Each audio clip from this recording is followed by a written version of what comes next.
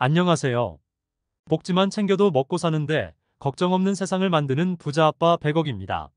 매일 도움이 되는 핵심 정보만 전달해드리고 있는데요. 오늘은 계속해서 언론에서 이야기 나오고 있는 국민연금에 대해 알아보겠습니다. 모두들 행복한 노후를 위해 국민연금도 소득원 중 하나로 생각하고 계실 텐데요. 현재는 소득이 있으니 추후 더 많은 연금을 수령하기 위해 연기노령연금을 선택하는 경우가 있습니다. 그런데 단순히 국민연금 수급액만 생각하고 이런 선택을 하시면 큰일 날 수도 있습니다. 심지어 조기 수령이 유리하다고 주장하는 경우도 많은 이유가 바로 오늘 안내해드리는 이유 때문입니다.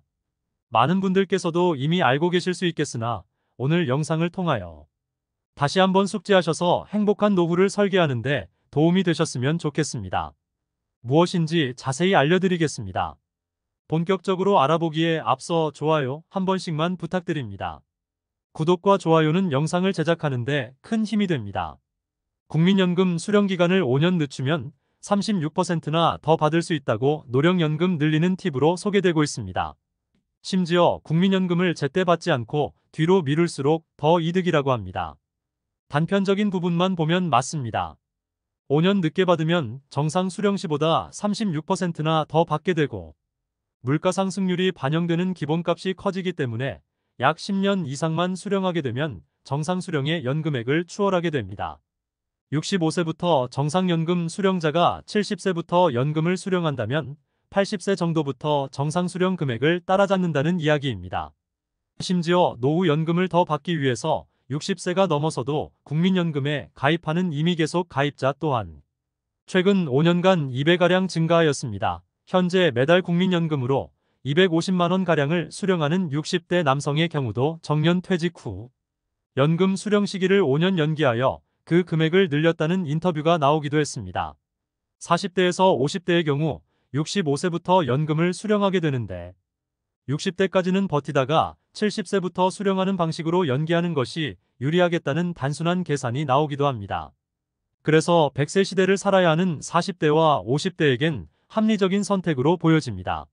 그런데 과연 노령연금을 36% 더 받는다고 이득일까요? 최근 60대 은퇴 생활자가 연기 노령연금을 선택한 것에 대해 깊이 후회한다고 합니다. 심지어 행정소송을 내고 싶을 정도라고 합니다. 그 이유는 바로 건강보험료 때문입니다. 바로 2022년 9월부터 건강보험 부과체계 개편에 따라 피부양자 자격 유지를 위한 소득 조건이 3,400만원에서 2,000만원으로 대폭 낮아져 버렸기 때문입니다. 국민연금으로 월 167만원 연 2,000만원 이상을 받게 되는 경우 피부양자에서 자동 탈락됩니다. 그렇다면 재산 한 푼 없이 월 167만원 국민연금을 받는 어르신께서 납부해야 할 건강보험료는 어떻게 될까요? 바로 66,640원입니다. 생각보다 얼마 안 되는데 라고 생각하실 수 있습니다. 그런데 바로 거주하는 공간인 집에 대한 부분도 생각해야 합니다. 연금소득 2천만원에 과세표준 4억원짜리 집 하나만 있는 경우 보험료는 어떻게 될까요? 바로 238,500원까지 급증하게 됩니다. 소유하고 있는 집이 없어 3억원의 보증금으로 전세살이를 하고 있다면 얼마일까요? 118, 130원의 건강보험료를 납부해야 합니다. 즉, 내 집이 있든 없든 어느 정도의 집에만 거주해도 2배 이상의 건강보험료가 폭등하게 됩니다. 연기노령연금은 자녀들에게 손 벌리기 싫어서 조금이나마 더 많은 금액을 수령하기 위해 선택하였습니다. 그런데 건강보험료 부과체계 개편이 이루어지면서 피부양자 자격을 유지할 수 없게 되어버린 것입니다. 한편 당장의 노령연금 수령액이 167만원 이하라고 안심할 수는 없습니다. 모의 계산을 해보았을 때 65세부터 월 133만원 연 1,600만원을 수령하는 분의 경우 물가상승률 4%시 71세에 2천만원을 넘게 되어 피부양자에서 탈락되고 월 125만원 연 1,500만원을 수령하는 분의 경우 73세에 2천만원을 넘기고 월 116만원 연 1,400만원을 수령하는 분의 경우 75세에 2천만원을 넘기게 됩니다. 결국 100만원을 조금 넘게 수령하더라도 10년을 넘기지 못하고 피부양자에서 탈락하게 됩니다. 물가상승률 3%로 계산하면 월 133만원 연 1,600만원 수령 시 73세에 2천만원을 넘게 되어 피부양자에서 탈락하게 되고 월 125만원, 연 1,500만원을 수령하는 분의 경우 75세에 2천만원을 넘기고 월 116만원, 연 1,400만원을 수령하는 분의 경우 78세에 2천만원을 넘기게 됩니다. 물가상승률 2%로 계산하면 월 133만원, 연 1,600만원 수령 시 77세에 2천만원을 넘게 되어 피부양자에서 탈락하게 되고 월 125만원, 연 1,500만원을 수령하는 분의 경우 80세에 2천만원을 넘기고 월 116만원, 연 1,400만원을 수령하는 분의 경우 84세에 2천만원을 넘기게 됩니다. 물가 상승률에 따라 다르겠으나 연 1,400만원만 수령하는 경우라도 짧게는 10년, 길게는 20년 이내에 피부양자에서 탈락하게 될 수밖에 없는 구조입니다. 간혹 피부양자 요건이 늘어나지는 않을까라고 말씀하시지만 소득 요건을 더 줄이면 줄었지 늘어나기는 건강보험 재정을 생각하면 거의 불가능에 가깝습니다. 또한 다른 소득은 제외하고 연금 소득만을 따졌기 때문에 연금 소득이 100만원이 넘으면 다른 소득이 조금만 있어도 피부양자에서 제외될 확률이 점점 늘어나게 됩니다.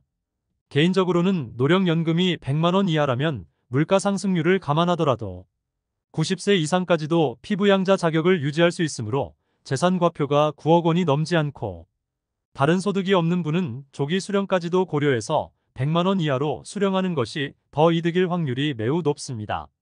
다만 소득이 어느 정도 있는 분이거나 재산 과표가 초과하여 어차피 건강보험료를 납부하여야 하는 분의 경우는 건강보험료 평가액 중 연금소득만 50% 증가하고 건강보험료는 과표나 소득이 올라갈수록 증가하는 비율 자체는 적기 때문에 연기 수령하는 것이 유리할 수도 있습니다.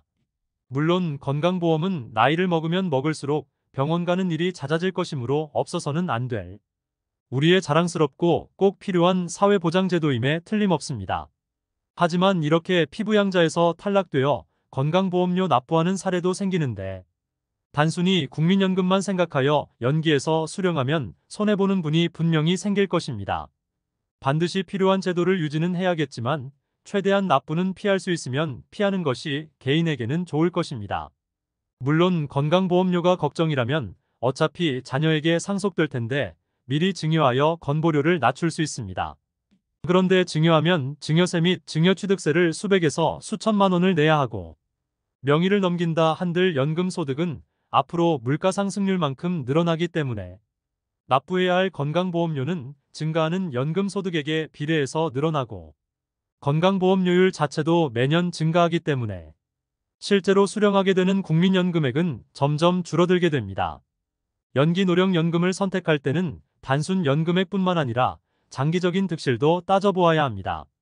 70세에 연기연금을 수령하는 사람은 손익분기점이 80세 정도가 되지만 건보료 및 기타 세금 등 연금 상승에 따른 부담해야 할 세금은 늘어나기 마련입니다. 현재 우리나라보다 더 노인 인구가 많은 일본을 참고해 볼 필요가 있겠습니다. 일본의 경우 65세에 연금을 수령하지 않고 70세로 늦추게 되면 42%나 연금이 늘어납니다.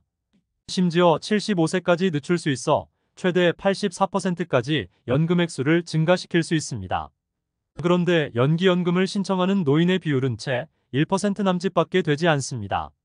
우리나라와 달리 건강보험 자기부담금이 높아지는 문제가 있긴 하지만 평균 수명이 우리나라보다 더 긴 일본의 국민들이 연기연금 신청 비율이 1%인 점은 깊이 생각해봐야 합니다. 또한 우리나라는 기초연금제도도 도입되어 있습니다. 역차별 논란이 있기는 하지만 국민연금 액수가 늘어나면 기초연금 액수도 비례해서 줄어들고 집 한 채와 국민연금을 어느 정도 수령하면 아예 기초연금 수령도 불가능한 사례도 있습니다. 단순 연금만 생각하지 않고 건강보험료와 기초연금을 자세히 따져보아야 할 것입니다.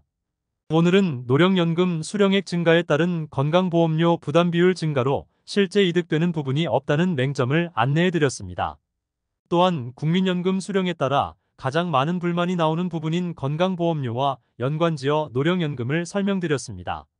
제가 말씀드리는 내용을 미처 생각하지 못해 기껏 연기하여 늘려놓은 연금을 세금으로 더 내는 것을 방지하고자 안내드리오니 참고하셔서 의사결정하셨으면 좋겠습니다.